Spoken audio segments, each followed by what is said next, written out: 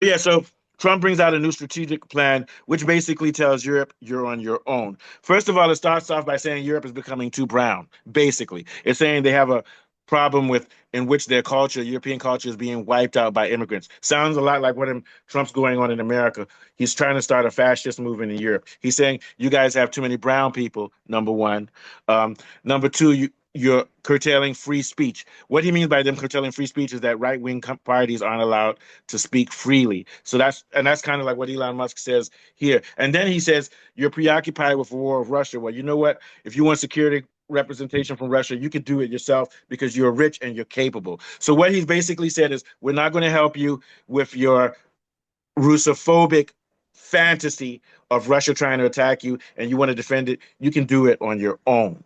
We're not going to help you anymore. Second of all, you keep on bringing immigrants in your country and colorizing it. We're not part of that. What we want to see is your right wing movement rise up. And the right wing movements in Europe are against the Ukraine war because they see it as taking away money from the white people in their countries. You see what I'm saying? And wasting money when they have an immigrant problem. So this is not a surprise to me because this is the way the world has been heading.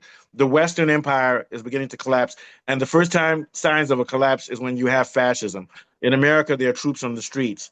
In America, if you speak out against the Palestine, if you speak for Palestine or against Israel, you could be deported. In America, they're deporting people.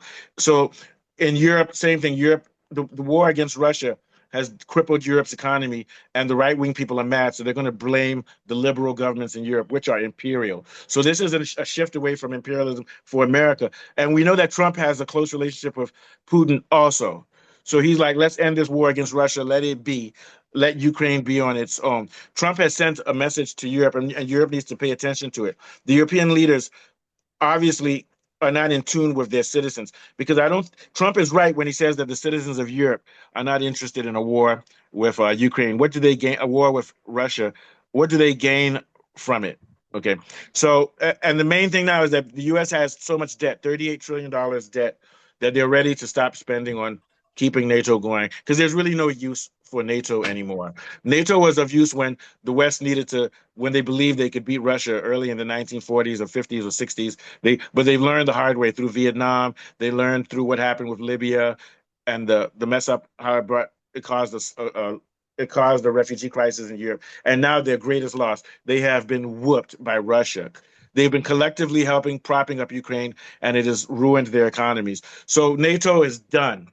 And NATO being done is not a problem for America because America has resources, it has leverage, it has the US dollar. It's going to be a problem for Europe, which doesn't want to face its existential problem of energy and resources that they can't feed off of in Africa or in the global south or in Asia anymore. What are your thoughts, Kunle? Yeah, I mean, the first thing that you said is what struck me. They said that Europe has too many brown people. That's Yeah. very powerful. And Hmm. the reason I Not in say those words, that but is, they said that their culture is being eroded yes, by refugees and immigrants. Yeah. exactly. Yeah. And then we now look at where these refugees coming from. They're coming from Syria. They're coming from Afghanistan. They're coming from Iraq, Libya. Libya. They're coming from Somalia. They're coming from all these countries that have been destroyed or bombed or rendered useless by Western aggression, namely American and Western Europe conniving together. And what Trump is trying to do is trying to say that, look, oh, you guys are on your own. We ain't got nothing to do with it no more. We're going to look, and he's trying to appeal to his base because I think with his scrap with Marjorie Taylor Greene, I Yeah. saw beginnings of an alienation of the MAGA movement. And And he with the needed to, backfiring of his attempt in Venezuela. Yeah. yes, and he needed to repair and reverse that issue, which is why, and I do believe that MAGA will like this sort of thing. It's also far right. It's also the irony, I mean, of saying that Europe is not far right enough. There's so many far right parties all over Europe, in the UK. I mean, and then my other question, because the Ukrainian project is a major issue that Israel has a major interest in, because a lot of the so-called Israelis are mostly from Eastern Europe, in Yep. particular Poland and the Ukraine. The Mm-hmm. two countries that are intensely, because Poland has been also making a lot of noise about what Russia is doing. They shot down a couple of jets, saying that they've violated their airspace. They're quite belligerent towards Russia, almost as, they're ready for a scrap. They believe it's World War II all over again. So these two countries find themselves in the same boat with, and as we know, the Ukrainian armed forces are closely linked to the SS from the World War II, as we saw in the past. Yeah. And there's And one more thing, Trump has said that in their security agreement, America has to spend most of its military might now on the on the southern hemisphere. I mean, I think it's basically South America, Central America, and its region. So what he's basically telling Europe is that you're no longer of strategic value to us now. Now it's Venezuela and the Caribbean because of their resources, and also uh, China and co. So we're no longer worried about you guys. Probably Australia will become America's best friend now because it's in a region near China. So Europe has gone down this road with NATO for 50, 60 years. And basically, what they were doing is providing socialism for their citizens and everything without having to build their militaries because America was paying for it.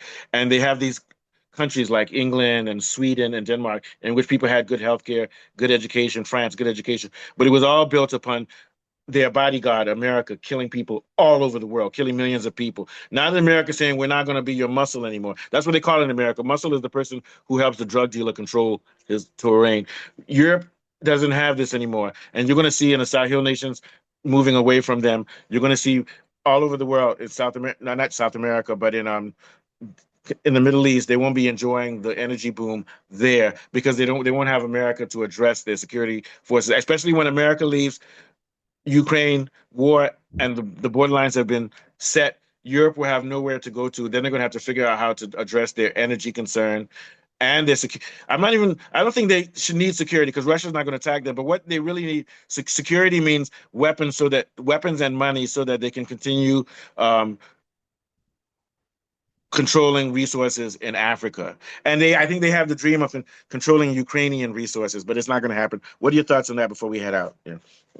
Yeah, I think the problem with this Western setup is it relies so heavily upon violence, organized violence, and weaponry. And as we've always seen during times, you're never going to dominate forever. At some point, everybody's going to know your game. And already it's happening. Already, when it comes to hypersonic missiles and drone warfare, which is the war of tomorrow, Iran and Russia are leading the way. I'm just ending with this. The writing is on the wall. The era of Western imperialism is over, and each country, including America, Britain, France, is going to have to deal internally with their problem. And this is what's leading to fascism, because fascism results when the government has taken capitalism and imperialism too far without addressing the needs of its citizens. So, good luck to you, Britain. Good luck to you, France. Good luck to you. Who else? Ukraine. Good luck to you, Poland. Who else is part of their bullshit? I'm not going to mention Italy and Spain and those ones and Greece. Those ones, Denmark. yeah, Denmark. Good luck to all of you guys. I hope you figure it out. Take us out, Kunle.